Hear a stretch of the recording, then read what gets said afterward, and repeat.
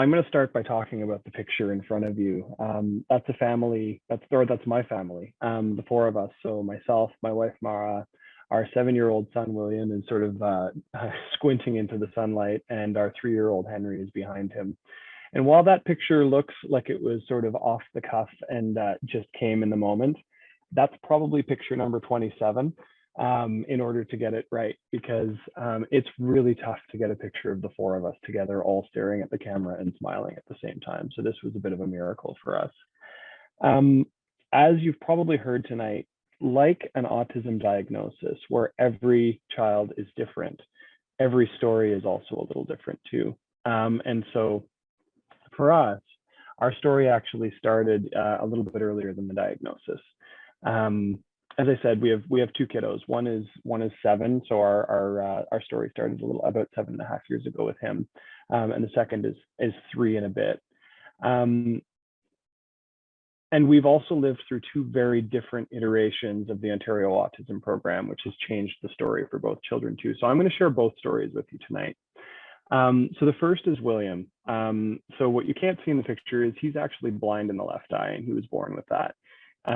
We didn't know at first because it just looked like his eye was a little cloudy or something. And what we came to realize is that it was actually blindness. And so my moment of breakdown actually occurred on the day that we found out that he would never see in his left eye, and that was sort of crushing for us.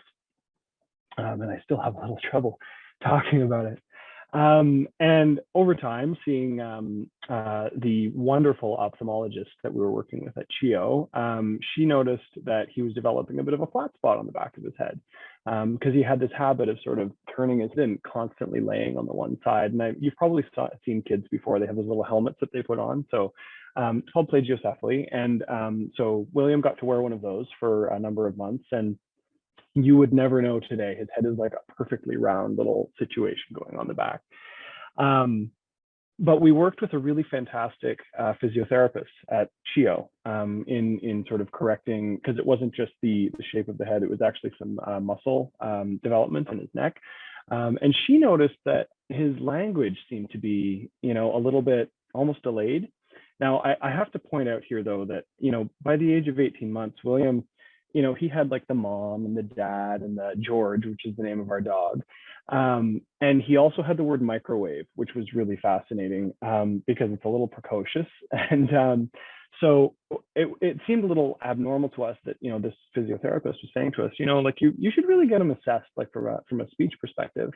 And so we did. And the speech therapist was like, yeah, he's really strong expressive language, but his receptive language is not as strong. So we started working with a speech therapist. And over time, the speech therapist, she said to us, there's something else going on here. Like, I really think you need to be referred to for some, like a developmental screening. And so over to CHEO, and we eventually saw a developmental pediatrician. And similar to some of the rest of the group here, we got a diagnosis of autism, and it was, I sometimes refer to it as, a big sadness at first, because first of all, I didn't, beyond the stereotypes that are out there in the world, I didn't really know anything about autism, neither did my wife. And so my wife and I, being the people that we are, we went into the Google abyss and started spiraling into what is autism and what do you do and how do you cope with it, and how do you fix it? I'm a fixer. Like I want to fix things. That's the way I work. And so we started that whole process, and we started filling out all of the paperwork for the disability tax credit and the signing up to the Ontario Autism Program and signing up to the wait list at CHEO for assessment to get into the autism program there. And so that was like, it's unbelievable the amount of paperwork at the beginning.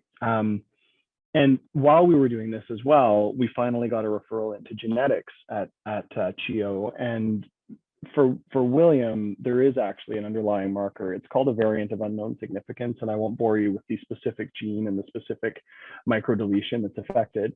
But that is what they believe actually causes all of his little things. Like his ears are a little bit floppy, and he's got contractures on one hand, and he's got really crooked toes, but like all of them are sort of little things, Anyway, after the diagnosis and after all the paperwork was filled in, we also got a call from the social worker. To her credit, she tried to talk to us. I was like, I don't need a social worker. We can figure this out on our own. We'll be fine. She's like, well, maybe you should consider respite. And I'm like, oh, we don't need respite. Like, we're like, we have one kid, this is no big deal, whatever. We're going to be fine. Again, everybody's saying, do as much as you can, as early as you can. Like, we've got a diagnosis. At this point, it was 18 months. But the wait lists are 2 years to get into anything.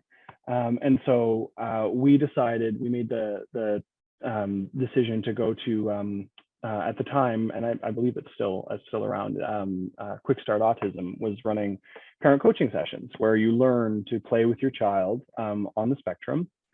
And I have to say, it was, again, I felt sad again because I didn't know how to play with my child the right way.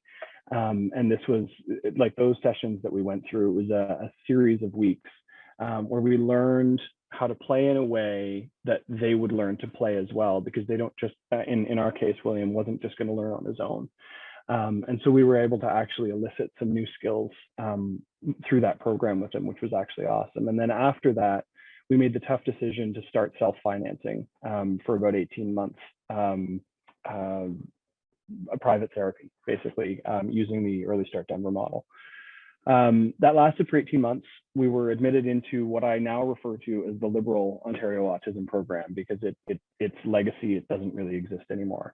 And so we were fortunate to be funded for core services through that program for a while with William, for quite a while, actually, until he started school.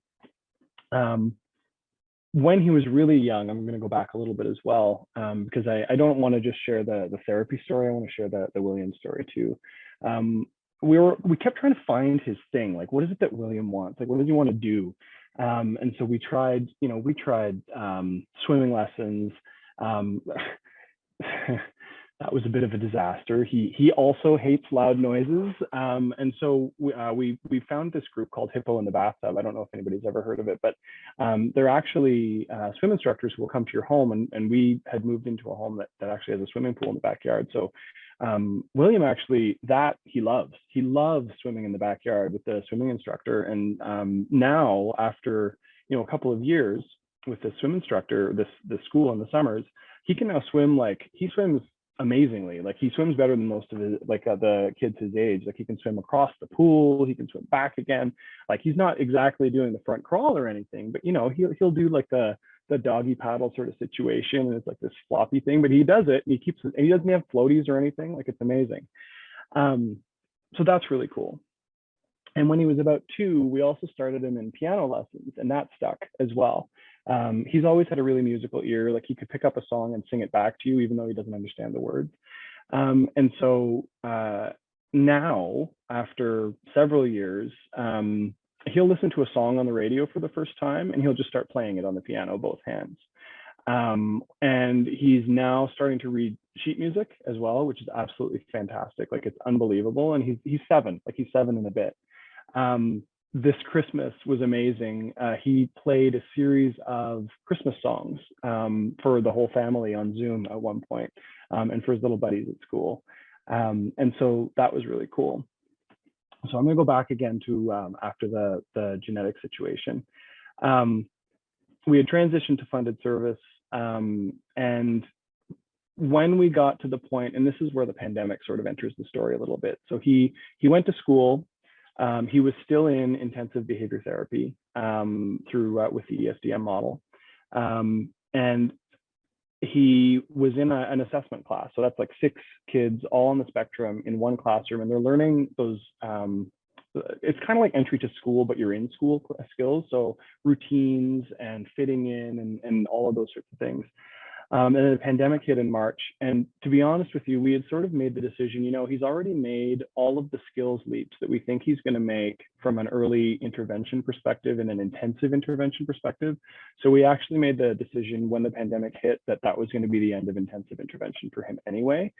It was a tough first few months for us, I have to admit, because we were also expected to work full time. Both my wife and I work full time. and we had 2 kiddos. And I'll get to Henry's story in a second. Assessment class, of course, ended without a real graduation. So we did like a little ceremony in the backyard for him to graduate from kindergarten to grade 1. And we went from an assessment class at the school to a grade 1, fully integrated with a shared EA in the classroom. However, we benefited from the pandemic. There were only 9 kids in his class. So he got really lucky there. And he also benefited from having had in his previous SK class a teacher who was formerly a therapist at CHEO in the ABA program there, which was awesome for us. So he got a lot of sort of what I would call therapy, but it wasn't really supposed to be therapy necessarily. It was just people who had the right skills to work with the kid of William's ability. Grade 1 was okay. It wasn't bad. It wasn't great. It wasn't bad. Grade 2, we have another great teacher. And in working with the school, though, and I have to admit, there are a lot of school meetings about William for us. And in working with the school, we came to realize French is just not ever going to be his thing, probably. Like, it's just not something that he's going to be super strong at. And so we decided to, in partnership with the school, get an exemption, a French exemption. And we're taking that block for him and working with the school team, and specifically the board certified behavior analysts that we have on the school team, to get skills-based treatment. And what they're doing is they're focusing on getting William more ready for instructor-led activities, so that he's learning more in the classroom with all of his friends, as opposed to having to spend so much time one-to-one with him. And so it's actually working really well. He still does some therapy, like he does a couple of hours on Wednesdays as well outside of school, and he really likes his therapist. He actually he often says to me on Wednesdays, like, "Gonna go see Victoria tonight," because he really likes her, and so they get along really well, and his skills are really coming along nicely. So for William, like, he's 7.5 now. He's definitely been through a bit of a journey. He has had, I was counting earlier, 5 different speech language pathologists. He's had 3 different occupational therapists. He's had 4 different physical therapists over the course of his young life. But I feel like he's in a spot now where he's got a pretty good rhythm. He's starting to self-regulate far better. He's still, his communication skills, he's still far stronger with his expressive language than he is with his receptive language. Like, that's still an area of a lot of work for him. His ability to manage his senses is much better, because the sensory processing was definitely an issue, especially for loud noises. But he's come a long way there too. And I just feel like he's just a more regulated kid. He reads really well. He was actually one of the kids in his class that first picked up the ability to read. His decoding skills are amazing. His reading comprehension skills need some work. And during the pandemic, I finally discovered why technology for children can be so awesome. He's finally made a friend. He has a little buddy who, and it's a little girl. I don't know what it is. She just really likes William. And so they discovered Facebook Messenger together. And it works really well, because for somebody like William, who's like, receptive skills are maybe not as good, and in the moment, like, live conversation can be really tricky. Facebook Messenger is actually fantastic, because they actually record messages for each other. So we can actually help him and coach him to record whatever it is he wants to say back again. And so it's been a really nice way to sort of, over time, we're hoping, get him the ability to actually start to speak to a peer in a live way. I'm going to go over to Henry now. So he was born 3 years ago, a little over 3 years ago. And unlike William, I knew at birth that Henry was going to have autism, even though through genetics we had been told there's like less than minuscule percentage of a chance that Henry would be born with the same condition that William does, because Mara and I supposedly don't carry the genetic markers. I was the first person to know. The doctors didn't notice, the nurses didn't notice. They handed him to me. He opened his eyes, and I knew immediately because he had the same milky eye that William did. And I was devastated again. I lived through the previous 4 years in the flash of a moment, because I knew that Henry was probably going to go through a lot of the same stuff that William did. And so he has, but again, because he had a brother, Henry actually got the benefit of my wife and I having learned a lot of the skill sets, the OT, the occupational therapy, speech and language skills, different methodologies. Like you'll probably hear different people talk about different methodologies, like Hannon and Early Start Denver model and Play Project and all of these different things. Florida State has another system. Anyway, we've learned all of these different things. And so Henry actually benefited from a lot of those, right from his earliest ability to crawl and to learn to communicate and that sort of thing. And so he actually got his diagnosis a little bit later, but he was being followed really closely. And the reason was he had a brother that was on the spectrum. And his diagnosis was really tricky. Like the psychologist who finally diagnosed him said this was a really tough one to come to, but at the end, he's definitely on the spectrum. He sleeping, unlike William, like I don't know what it was, and I still don't talk about it much, but he slept from like 3 months. Like he would sleep through the night. Henry has never had that ability. He just does not sleep through the night. We finally hit a point about 2 months ago where I was like, oh, I think it's happening. We just had a regression for like the past week, and it's just been not great. And so sleeping has always been a challenge for him. He also started intensive therapy fairly early on. He's still in it. We have a plan to get out again for him too. Like having seen that William benefited for a certain period of time, we expect that it'll be the same for Henry as well, the intensive. We also have, unlike William, we have more of a transition plan for Henry as to when to end intensive and the Early Start Denver model, and when we might start more of an ABA, like a direct core ABA approach for him, having learned from William as well. Henry fits in well at daycare. He has a lot of little friends. He likes to give them hugs. They like to give him hugs. He eats himself. He dresses himself increasingly more and more. And sometimes he gets a little precocious and he'll say things like, "Daddy, I want to do it." And just because he doesn't want me to do whatever it is, even though it's taking him forever to do whatever it is that I want him to do. So he's also started piano because he's also been a really musical kid for a long time. And this past weekend, he actually played Mary Had a Little Lamb for the first time, which was really cute.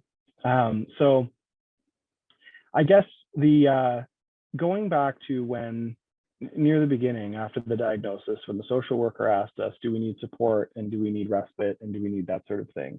We said no.